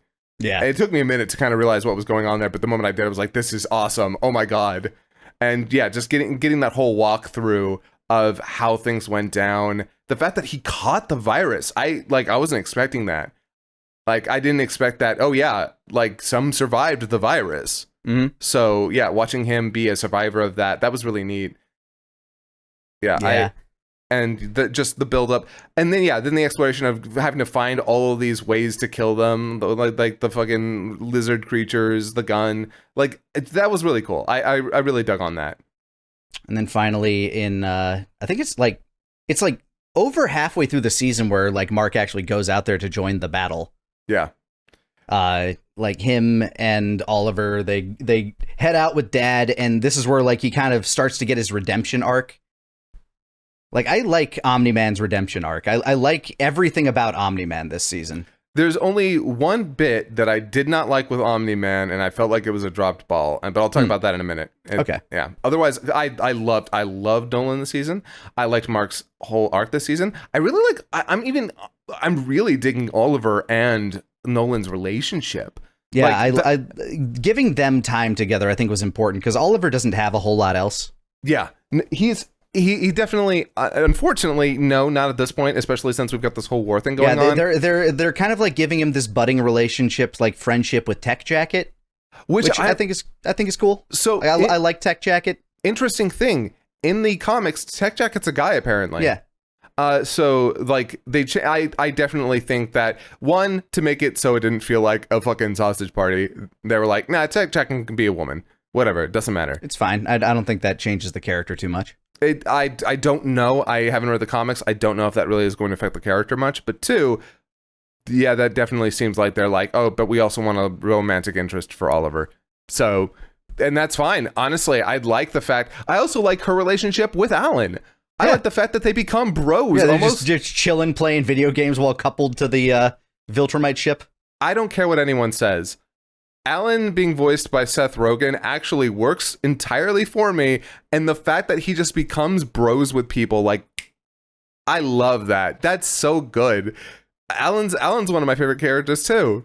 Yeah, I'll be interested to see where they like take him, like, because I also haven't read the comics past like this point at all. Yeah. You just kind of like leaving him in charge, and Thetis being like, leaving him like the message like, okay, so I need to take that virus I made and just kill everyone. Just let it out there. It might also kill all the humans by BT dubs. It's worth it. Just keep it contained. Yeah. And if the fucked up thing is, there is an argument. Like, I'm not going to say it's like the right thing to do, but I like the fact that there's an argument. Because they did such a good job of showing you how awful the Viltrumite Empire is. Like, the lengths that they would go to stop any sort of rebellion or like resistance to any form of subjugation. Yeah, it's they really do. Man, this season did a lot of work to really kind of expand on the Viltrumites in a way that I liked. I felt like there was a way to remove their mystique. I do think showing us how the culling went down, the purge, I'm not sure I loved that 100%. But other than that, yeah, I think it was phenomenal. I'm like, again, everything about the Viltrumites this season was so interesting. And the fact that it all kind of climaxed with their planet being destroyed is so good. Yeah. Oh yeah, man. That was a strong moment. It's like, look, like we'll bring Viltrum back. It's like, no, I see where like Nolan was coming from here. It's like, we need to show them like this planet's gone. It's just a husk. Yeah, on one hand, I get that too, like the idea of like, no, they have to know that Viltrum is dead. Except it's still a breathable atmosphere. Like, yeah, the fact that I love what Cecil had to say. It's like now there's 30-something Viltrumites who are pissed off because you blew up their home, and now they're coming to Earth. And I'm like, and they know exactly where we are. Yeah. I did love Cecil's like reconnection with my Nolan. God, that whole scene, phenomenal. The very well written and obviously well performed. Like Walton Goggins and J.K. Simmons. Both are like phenomenal actors, and both are really good voice actors too. Go figure. Yeah, and it's such a simple line, but the delivery and the framing of it, of the "I will never not be afraid of you." I'm like, ooh, yeah, that's just, again, I like how simple lines can carry so much between framing and delivery. Awesome stuff there. Yeah, and like the writing of like the dialogue in a lot of these scenes is very strong. Which leads me to a compliment sandwich. Okay. I'm going to. So I know that the idea of the compliment sandwich is that you have two compliments for the bread and then an insult or a critique for the meat. I'm going to start with the other piece of the bread real quick because it's the more important one here. I really, really, really love that scene with Nolan and Debbie the first time. Where they finally talk. Fucking, oh my God. Sandra Oh is so fucking good. Yeah. Oh, that entire bit. That whole scene where he's like, he's just like, he's trying to apologize. He's like, I don't know what. Well, and the best part about it is that on one hand, he's giving a good apology for the most part of it, but then he fucks up. Because when she asks him, did you love Anissa? No, Anissa's the... that's the other Viltrum. Yeah, Oliver's mother. Yeah, did you love Oliver's mother? And he's like, no. And that just makes her more angry.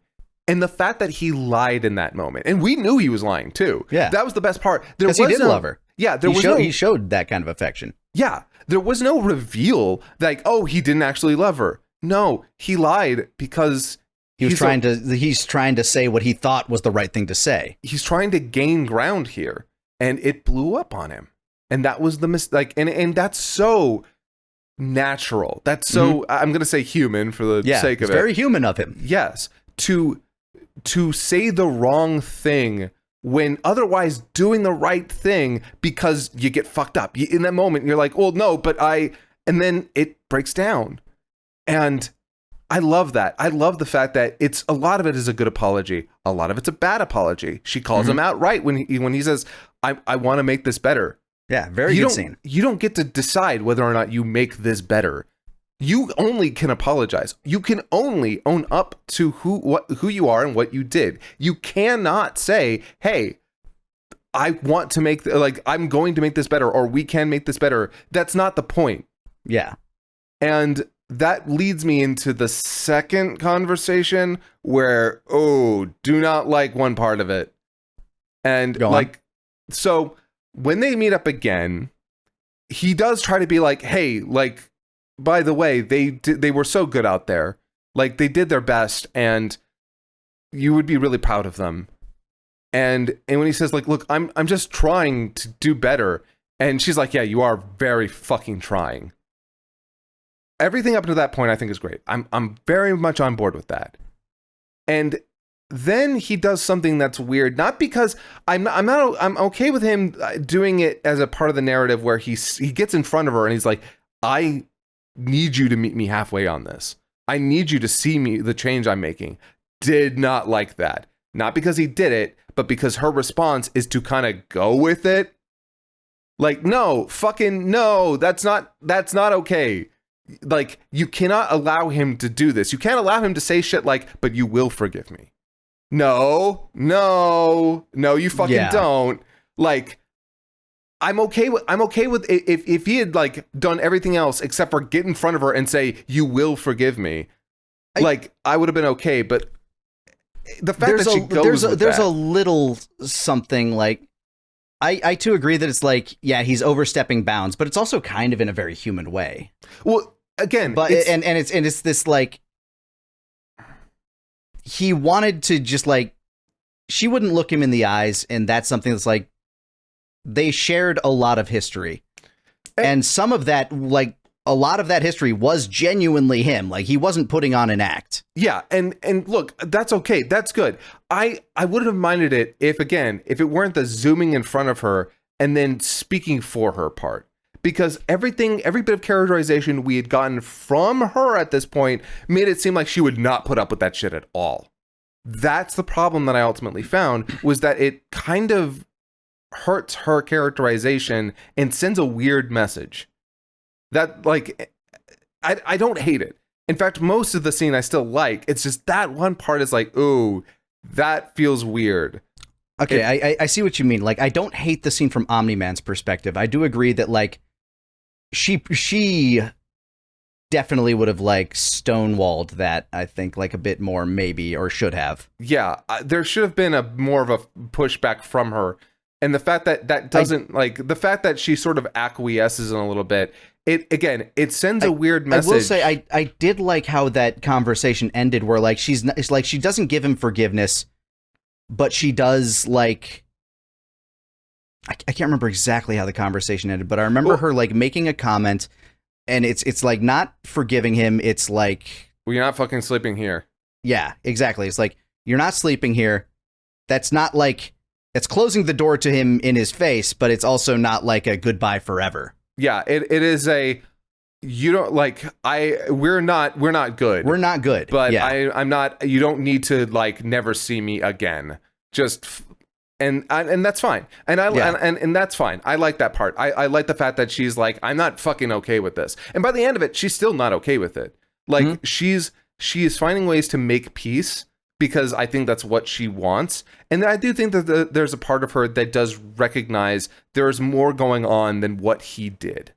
And that's okay. And in fact, if they work their way to a point where they are on good terms again, I'd be okay with that. I don't know if they need to get back together. I think the writing's going to have to do a whole lot of heavy lifting to make that seem natural or acceptable. But I will say I did really like the scene of because she decides that she's going to go out into space to be with Oliver while he recovers. Yeah. I like that angle. I like where the story's going there.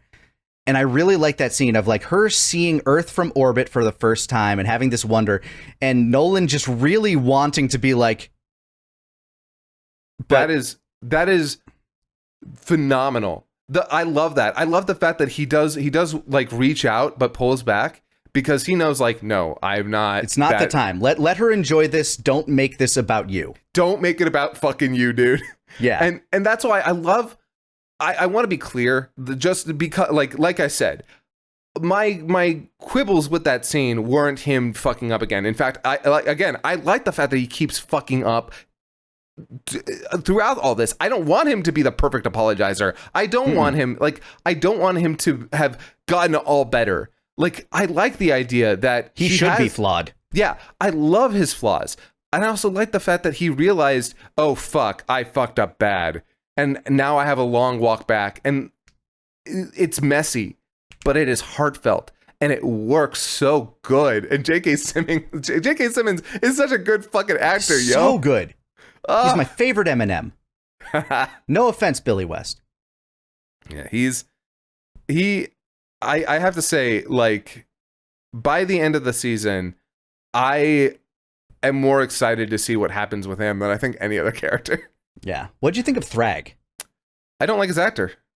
Really? I don't.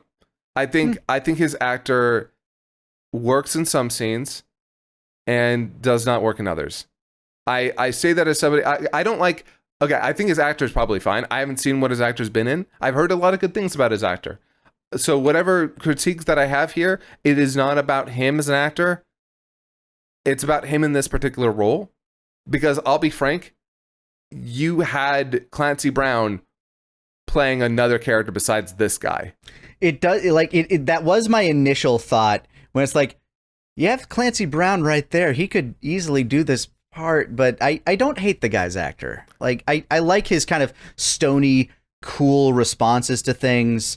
It's such a good scene when, like, they're fighting above Viltrum, and Mark's just, like, yelling, he's like, I killed Conquest, I'll kill you! And finally you get a reaction out of him. Like, that's the first time he shows, like, and everybody turns like, wait, he killed Conquest? I just love that. Show me. Yeah, he's got some good parts. In fact, when he's being stone cold, that's great. It's when he shows emotion that it falls apart for me a little bit. Because I think that works, though, because Viltrumites aren't good at that. But no, I mean gets angry, gets loud, gets emotional. I like, because there are other characters who do that very well. Hell, I felt Conquest was just more intimidating because his actor fucking sold it. Well, Jeffrey Dean Morgan is fucking amazing. I loved the Mark saying, like, so you still feeling so lonely? I said that in confidence! Right? But when it comes to Thrag's actor, I feel the intimidation in the softer parts, not the bigger, more bloodthirsty parts. That's when it actually just kind of doesn't work for me as well. He doesn't do a whole lot of that, though. It's only with Nolan in that one scene, if I recall correctly. And then it's Nolan in the one scene, and then it's after the planet's destroyed, and it's also when they're attacking the Alliance home planet, and like the ship's being destroyed, and they lose, like, he almost loses the skull of what's his face. The Emperor. Yeah. And there are just those brief moments, I'm like, this isn't hitting as well for me as I feel like it should. I don't remember it putting me off.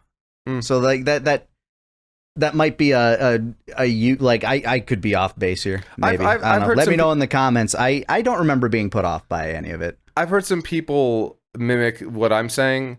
But also I've heard a lot of people also say that they thought Thrag was incredibly intimidating by the end. And by and large, he was. I mean, dude's insane. Dude's crazy. Dude's I love where we ended this season. Oh my god, yeah. We want to talk about the best performance from that actor and the most chilling scene with Thrag. It's definitely that finale. Holy fuck.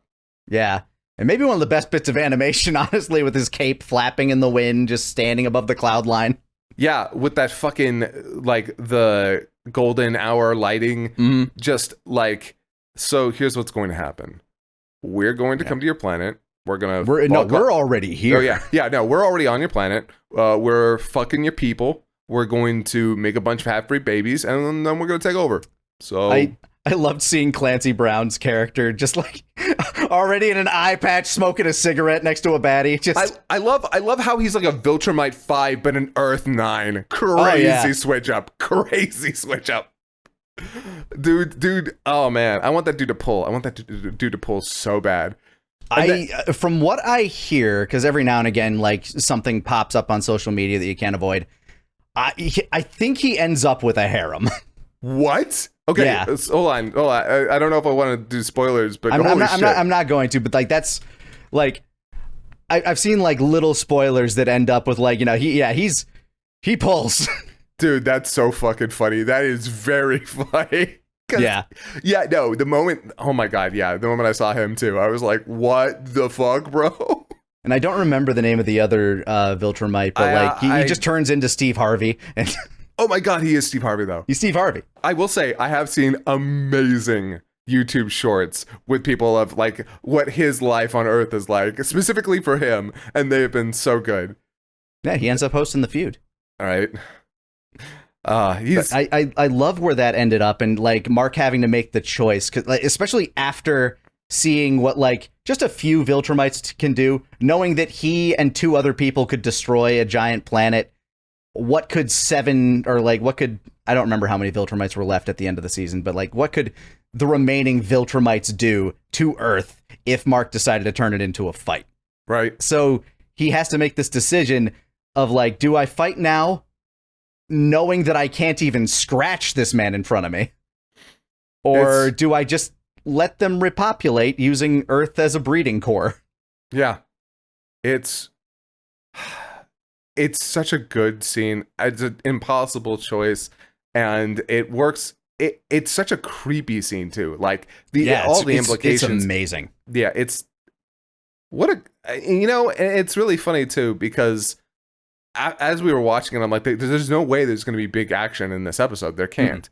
I do love the fake out opening though. The fake out opening is so good. The fact that like, oh no, none of this actually happened. This was just Mark having fucking PTSD. Yeah. And like watching the again, the first couple of times I was like, oh, that's shocking, but then again, by the time we got to that third one, I'm like, yeah, okay, all right, I get it, move on. Nah. I miss William's old voice actor. Oh my God, what the fuck? Where's Andrew Rannells? What happened? Could they not afford him? Was he unavailable? What happened? I need explanations right now. What happened? Yeah, I never like looked into it, but like it was noticeable when he showed up. I was like, who the fuck are you? Yeah, no, that was painful. Like he got like hyper-gayed. Like, yeah, and like it's not that he's necessarily gayer than the other Mark. I don't know if he's necessarily his voice just has more of that like stereotypical tonality, I think, is what I'm. Yeah, it's just it's not the same, and I feel bad for that. It really isn't. I feel bad for that actor. I feel so bad. He got flamed so hard, and like I do feel bad for the actor, because like it's a cool gig. Like, you got an awesome gig. Oh, yeah. But you have to follow up somebody who's been, like, kind of doing it as a legacy, and who is doing it very, very, very well. Yeah, like, let's be honest. People love Mark for that performance. William, yeah. Or, sorry, yeah, William. The people love William for that performance, and now you have to, like, follow that up, and... And it's not like the show hasn't swapped out voice actors here and there before, but that was kind of, like, this is the first time they've done it with, like, a main secondary character. Yeah, this one, I can't even remember what the other ones were. William's boyfriend, funny enough. Oh, well, nobody cares about that. Exactly. He showed up in one episode previously, and then when he came back as a robot, they actively had to say, "Oh, it's you," because his voice actor was different. Speaking of robot, where's Zachary Quino? Did they just decide, oh, well, since it's just Rex now, or Rudy? No, since it's just Rudy now, does he not need the robot voice? Because I miss the Zachary Quinto voice. It's not the same. Did they just put a filter on him when he's in the robot suit now? I was barely paying attention. He was it's basically only in just, like a few episodes this season. Yeah, it's basically just him talking like robot, but with the voice he uses for Rudy. Which, by the way, I don't know if you know this, the voice for Rudy is also the voice for the Immortal. Huh. Yeah, I know, wild, right? That is wild. I'm very curious, because I don't want to spoil too much. We will be getting older Rudy later. Yeah. I mean, he's on a planet where time moves slower right now, so. I know that we get older Rudy later. Why are you dead naming him?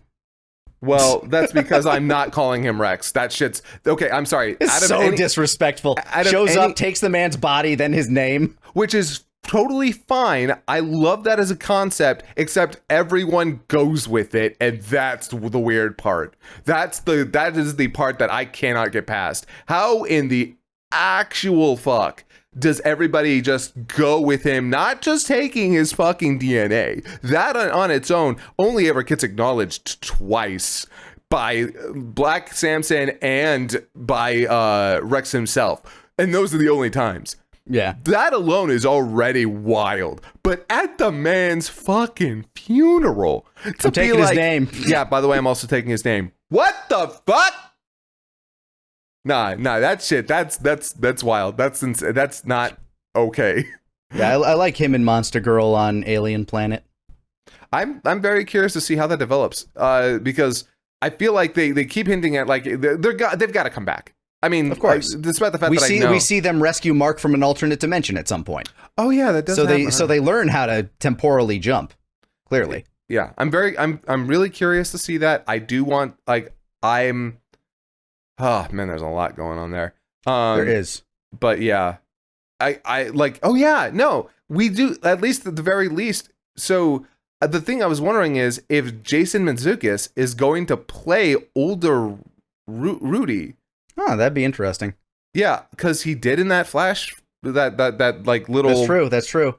He did in that little scene, so we'll have to see. I'm curious. Man.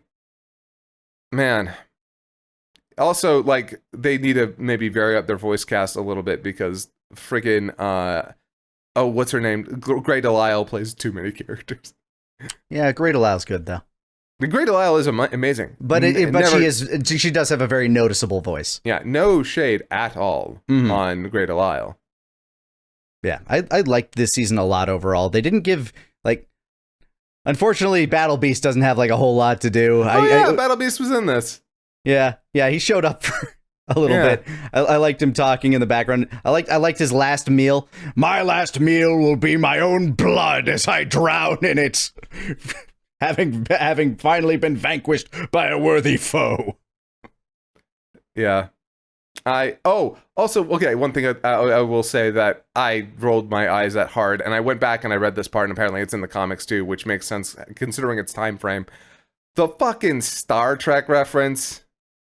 Yeah, the show, I don't mind it because the show already apes like a bunch of pop culture with all of its characters. Yeah, but like that one just felt like I hated the fact that they were inept. I was here or there on that because the entire idea of like, oh, what if the Star Trek crew, but like, oh, specifically Star Trek generation, next generation. Yeah, I love the idea of that crew, but what if they're like losers? Okay, that could be kind of funny, but here, why? Why here? I don't know. And then there's Eve's arc. She finally kills a Viltrumite. I can't believe we completely forgot about Eve. Oh my god. She's not in like 3/4 of this season. Yeah, but she also has like some really big plot points. One they aborted. Yeah. Like that we both made the same joke in a different way. Wait, what was yours? Shoot. I said she finally killed a Viltrumite. Oh god, fuck, dude! I didn't even catch that, bro. That's fucked up. Oh, yo, that was damn. Yeah. So she got an abortion. Yeah, and I hate the fact that like, goddamn internet fucking discourse, man. All right. Oh no! Don't get me started on. Look, fucking. There's a reason I'm not on fucking Twitter anymore because you don't find any of that shit on Blue Sky. You don't find anybody talking about how she killed her child. She killed Mark's child. Blah blah blah. There was family that could have looked after the kid. Blah blah blah. This and that. Fuck you. Yeah, like you need to look at it from the perspective of, the father of this child, a superpowered being, just flew off to fight an intergalactic war he might not come back from, and this is messing with me to the point that like it's messing with my superpowers, and I don't know what this baby is going to do. Yeah, like it might kill her, or if the father of her child's going to come back alive at all. Yeah. And yeah, at that point it's like, no, fucking, I completely understand. I think it's completely acceptable. Welcome to your depression era, queen. Like, for real. Yeah, like, I think it's completely acceptable that she did not want to have a kid at that time, because it's a woman's choice when they want to have a fucking child. Okay, and that's I have no doubt that it was a very stressful decision based on the very well written conversations they had. Yes. Like, everything she said, look, I don't need a fucking valid reason to not want to have a kid. You don't want to fucking have a kid, don't have a kid, get the abortion. I do not care. Like, and that's obviously fine. she couldn't really talk to Mark about it because she didn't learn until after he left. Yeah, but like, the fact that she had a billion reasons not to want to have the kid also services that. Like, the fact that there are a billion reasons for her not to have a kid, absolutely understandable. But also, get an abortion if you don't want to have a kid just because you're not in the fucking mood. I don't care. Like, that is an acceptable reason. So anybody out there who's complaining about it, who's whiny about it, fuck you. Women's bodies are their own. They can fucking have an abortion if they want. Agreed. Sorry. Like, I only saw a little bit of that discourse, and it immediately just was like, no, you all are fucking losers. It was worse than the Amber discourse, and like, that shit was toxic. The Amber discourse went on for so long. So it went on way too long. Way too fucking long. I have no idea if this is worse, but I will say immediately I was like, nah, fuck y'all. Women's rights. Yeah, I really liked Mark's scene with her, like when she finally like tells him, and like he breaks down not because she had the abortion, but because he wasn't there. He put her through that. Yo, fucking right though. The fact that he's like Mark is good boy. Mark is a good fucking boy, and that is so important after a season, after the last several seasons, because he killed an innocent person. He had to, because otherwise there was a possibility that it was going to end the world if he didn't. There's a lot of conflict there, but ultimately he killed an innocent person, and he's pushed himself to not let guilty people off the hook. He's on a razor's edge. So to see him just break down after putting the person he loved through that is like, oh wow, okay, cool. This is actually really good for his character. It's nice to see him just struggle with that. I mean, it's not fair. It's directly in a moment where he came back from a battle where not only did he feel like he didn't accomplish anything, but he made things worse. And he comes back to Earth to realize that he just put somebody, like one of the people that he cares about the most in the entire universe, through a very special sort of like hell. After, like, so he's just like, tearing himself apart. And again, he shouldn't be. He should not be tearing himself apart. He shouldn't be fucked up over this. But emotionally, you understand why. Yeah, you understand why this is wrecking him. Like, and yeah, you feel for him, because he's had to make impossible choices. He's had to do these things where he's sacrificed things in his own life, where he got his guts slowly ripped out of him. Yeah, that was brutal. And this scene with his fucking girlfriend, it seems more to affect him more. By the way, yeah, that scene where he gets his insides, it's hard for me to feel squeamish at this point with like animated violence. That scene made me so physically uncomfortable. I needed a minute afterward. Oh no. Yeah, that was some like Mortal Kombat level shit. Yeah, honestly, even Mortal Kombat doesn't usually get that drawn out. Yeah. The Mortal Kombat stuff is brutal, but it's usually quicker. This was slow. I was not okay. Yeah, as he's trying to like strangle Conquest to death, he's slowly getting his guts pulled out of him. Yeah, like, oh, fuck me, dude. That is brutal. Oh, yeah. Not okay. I was not okay. I needed a minute afterward. But yeah, no, like, yeah, poor Eve, poor Mark, all that shit. Poor Dinosaurus. Oh yeah, there was a dinosaur guy. Yeah, that was the guy that Mark killed. No, he didn't kill him. Oh, remember, no, he killed the astronaut. That's right, the astronaut. Yeah, he almost killed. Yeah, he almost killed Dinosaurus. Yeah, but yeah, no, like I was just fucking, and although I unfortunately I do have to say this, and this is going to be a follow up to what I said last season. I think that Mark and Eve are not a compelling couple in the slightest. They are the most boring couple I've ever watched in anything. I don't know what to do with them. It's hard for me to get emotionally invested in their relationship. I like their chemistry. You and I had this same disagreement last time. I like it even more now. But the problem I ultimately find is I never see them do anything together that isn't him complaining. Literally, find me a scene that is just them having fun and doing something that is actually compelling. Like, I mean, it wasn't fun, but what about the dinner at her parents' place? Okay, yeah, we had that, which was whatever. Like, it wasn't bad, but like, I think it finally like let you understand her dad a bit more. He's still a piece of shit, but like, he's not wrong. The aspect that it's like, look, she almost died because of you. Are you going to be able to protect her? And he doesn't fucking know. Well, and that's not his responsibility, though. It isn't necessarily, but it is something that weighs on him.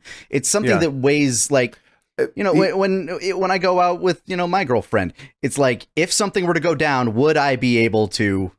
Yeah, but also your girlfriend doesn't have superpowers that are arguably stronger than yours. Her superpowers weren't working at the time. That's also true. Well, okay, her superpowers aren't working now, yes. But he doesn't know that. Once you got rid of the parasite, it came back. Okay, let's not go too far. But I will say, like, he didn't know that. He didn't know that her powers were on the fritz. Like, he doesn't. Yeah, I guess she really reveals it that scene. Yeah, and like with everything that's going on, like she should be able to take care of herself for the most part. Now, obviously, when her powers start to go on the fritz, that's a different story. In which case, protect your girl if you can. Like, do your best. She's actually kind of helpless right now. It is sad that she like never uses her, like, I mean, I know she doesn't really get a chance to use her powers this season, so I'm not complaining. Yeah. But thinking back to like the Adam Eve movie special and how creative her uses of powers were in that versus Pink Lantern. Yeah, it is a little frustrating. I'm hoping that we get to see more from her in later seasons, because this season kind of just sucked for her in general. Yeah, but it wasn't about her. It wasn't her. No, it wasn't. But again, that's sort of why I don't really like their relationship so much, because it always feels like Adam Eve is sort of... It feels secondary. She does feel secondary to his story in a lot of ways. Again, it's her big story in this is that she has to get an abortion because of their child. She doesn't have an arc for herself here. Like that is about her and her growth. We don't really get to see her arc, at least. Like, it all happens off screen. Oh, although I do have to ask, or I do have to point out, she puts on some weight. I knew this was coming because I had something spoiled. Yeah, Thick Eve. Yeah, Thick Eve. This was not covered. I don't know when they'll cover this, but in the comics, he is a fan of Thick Eve. I don't blame him. I don't blame him either. But yeah, no, I'm very curious to see like how that'll pan out. I want to like them as a couple. I do. It's just, again, I think the big thing that really hurt me was the big scene where they finally got together, and our whole flashback is just her being his therapist. And then she just continues to be his therapist because she's been the only person. That is kind of like a general problem, is that like, in order for to like be a relationship, you need it to be on that like emotional level. And how do you be emotional in a show where you need to jump to the next action scene as soon as possible? Well, you have to talk about what you're going through. And that's it feels like maybe it is kind of like a crutch for like a relationship writing. But it's also like, I understand it by the necessity of the show. Yeah. But it's not like they don't have scenes together where they're like just existing together and like being together and working together. I don't know. I was kind of okay with the whole like, hey, let's start a business thing together. Although that just immediately fell apart after that story started. Especially when he leaves the planet. Yeah. It's like, I had to put Invincible ink on hold. No shit. Invincible's gone. All you have is ink. Yeah. And I don't know. I'm hoping that it gets better. I do, because frankly, I don't want to not be invested in them as a couple. It's not working for me right now. That being said, so much of the rest of the characters and relationships are working. I've been a big fan of like so much of this season. I'm hoping, I'm praying to God that they finally listen and hire on more people for the animation. I hope they do too. I mean, I'm a big fan of things looking better in general, but I'm also okay if they continue at pace. Yeah. That's where I'm at. Nah. It is what it is. I'm very curious to see how the story evolves from here. I don't know much of how, like, I don't have many more spoilers in my brain about what happens after this, and a lot of them I have no context for. So I'm very curious, like, yeah, I've seen like images here and there. Yeah, I'm very curious to see what happens next. Because yeah, it's a fucked up premise right now. Yeah. it's the fucking invasion. I am excited to see where this goes from here. But what about you guys? Did you like The Boys? Did you like Invincible? Have you seen Mortal Kombat? What do you think of Dungeon Crawler Carl? Other things that I talked about. What do you think about stuff? What do you think about stuff? Please tell us down in the comments. And for all you people who are gonna definitely call me way too negative, I'm used to it at this point. Go ahead. I'll deal. It's okay.